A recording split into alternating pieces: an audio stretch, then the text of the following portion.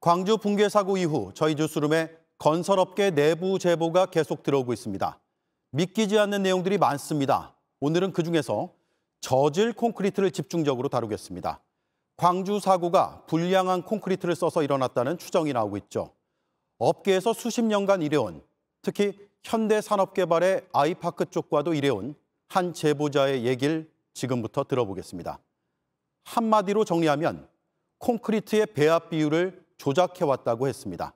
시멘트를 원래보다 줄여서 넣는 식입니다. 그렇게 하면 당연히 콘크리트가 약해질 수밖에 없습니다. 어떻게 조작이 돼 왔는지 먼저 정아람 기자가 보도합니다. 레미콘 업계에서 40년 가까이 일한 D씨. 아이파크를 비롯한 대기업 아파트 건설 현장에 레미콘을 공급하는 일을 했습니다. 레미콘은 물에 시멘트, 모래, 자갈 등을 섞어 만든 콘크리트 반죽인데 D씨는 레미콘 회사들이 배합 비율을 조작하는 일이 비일비재하다고 말합니다. 컴퓨터로 세팅을 하면은 모래 얼마, 시멘트 얼마, 물 얼마 이렇게 딱 돼 있다고요. 그대로 나가야 되는데 수동으로도 조작이 가능하게끔 다 돼 있어요. 건설 현장에선 레미콘의 품질을 검사해야 하지만 제대로 되지 않는다고 합니다. 오랜 유착 관계 때문입니다.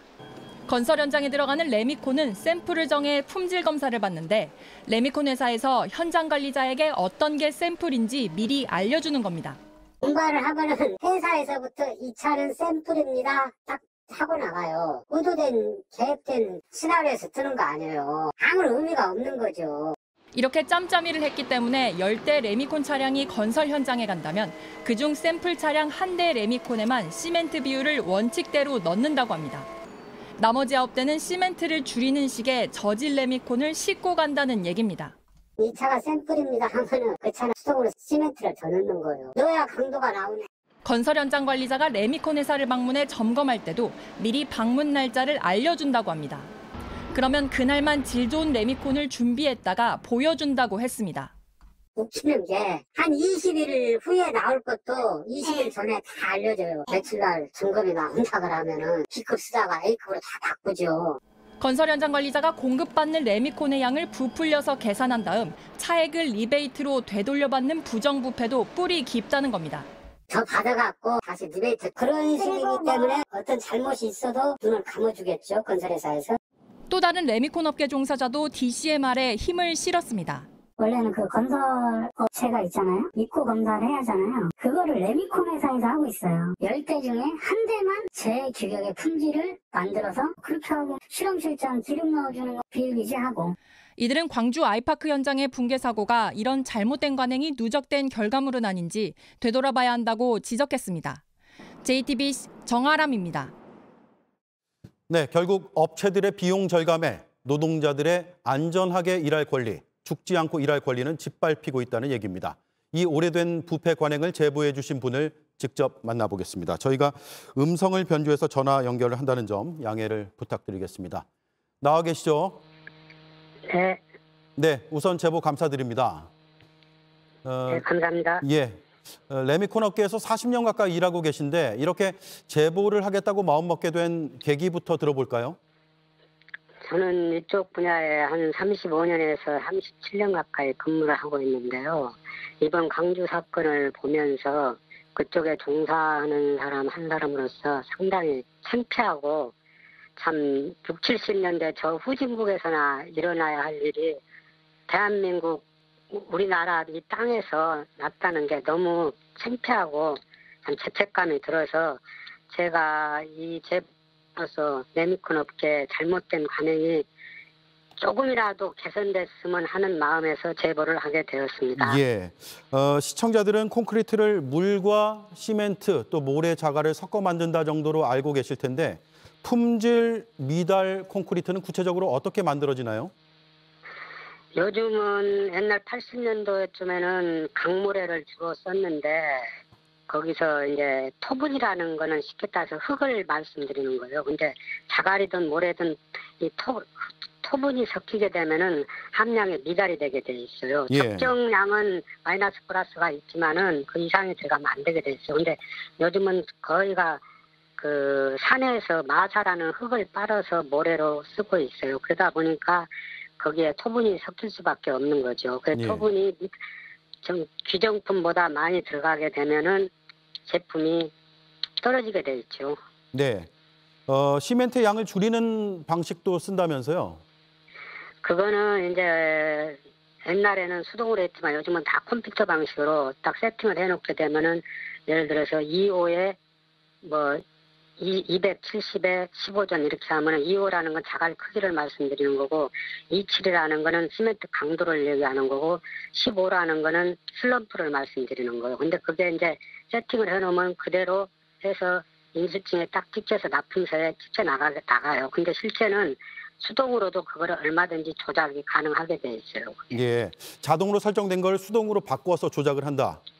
이 얘기인데 검사할 샘플 차량을 미리 알려주는 문제도 고발을 하셨는데 그뿐만 아니라 레미콘 업체에 가서 하는 사전 검사도 건설사가 미리 알려준다. 이건 어떤 상황입니까? 그러니까 그 샘플 부분은 예를 들어서 레미콘 공장에서 레미콘을 싣고 현장에 납품하러 갈 때 공장에서부터 이 차는 샘플입니다 하고 알려줘요. 그러면 현장에 가면은 레미콘 업체에서 나가 있는 실험 기사야 입회하에 현장 기사 입회하에 그 샘플을 채취를 해요. 예. 그러면 샘플이라는 건 무작위로 선별을 해서 떼야 되는데 여기서부터 나갈 때부터 몇 번째 차 샘플인가 하면 그 차를 뜨게끔 현장에서 이쪽에서 나간 레미콘 업체에서 유도를 해서 그 차를 뜨게 되죠. 그럼 그 차는 결론적으로는 그 정상적으로 나간 제품이라고 보면 돼요. 그 차는 시멘트도 좀 더 그러니까 규격에 맞게끔 정리하면은 정상적인 제품을 실은 차를 미리 알려주고 그게 검사받도록 돼 있고 나머지 차는 그렇지 않은 불량 콘크리트를 담은 차들이 들어갈 수 있게 돼 있다. 그런 구조다라는 말씀이네요. 다는 아니지만 대부분 레미콘 업체들은 그런 식으로 많이 편법을 쓰고 있습니다. 예. 그리고 건설사와 레미콘 업체가 서로 짜고 레미콘의 양을 부풀리고 또 뒷돈을 주고받는 문제 이것도 심각해 보이는데 구체적인 사례를 들어볼 수 있을까요? 그게 이제 뭐냐면 예를 들어서 아파트를 한 판이라 그래요. 저희들은 용어를 한 판. 1층에서 15층까지 치게 되면 예를 들어서 7층을 치게 되면은 그걸 한 판이라 그러거든요. 대개 보면 평균적으로 한 250룹에서 350룹에 300룹에 고 왔다 갔다 해요. 그럼 평균적으로 300룹이라 그러면은 한 50대 정도 돼요. 레미콘 차량의 한 대가 6룹이니까 한 50대 정도 되죠. 그러면 그거를 실제 나간 양은 50대인데 10대를 업을 해요. 예. 그래서 이제 우리들은 용어를 가라송장이라 그러죠. 그 가라송장을 끊어서 현장에 더 나가는 거죠. 실제는 송장을 50대가 조작하는 거군요. 네, 그러니까 실제는 50대가 나갔는데 60대가 나간 걸로 되겠죠. 자, 그러면 그렇게 뒷돈을 챙기면 건설비가 올라가지 않습니까? 당연히 분양가가 올라가겠죠. 분양가가 올라가는 거죠, 그러면? 네, 올라가서 결국 입주자한테 부담이 가는 거고 그 돈은 결론적으로는 건설사에서 뭐 어떤 식으로 쓰겠죠. 예. 자, 그러면 그동안 업계에 계셨으면 이런 문제를 공론화한다든지 아니면 수사기관에 고발해야겠다는 생각은 안 해보셨습니까?